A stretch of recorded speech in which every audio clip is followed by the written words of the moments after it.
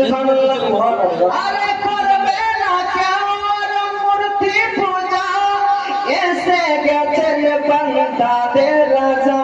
তাই বলছে কালো কাবা মারহাবা মারহাবা, তাই বলছে কালো কাবা মারহাবা মারহাবা।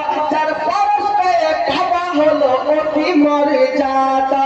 ঝরে ঝরে ঝড় রহমত ঝরে সুবহে সাদিকের পরে, বলছে উড়ে কবুতর এলো খোদার পয়গম্বর মা আমিনার ঘরে।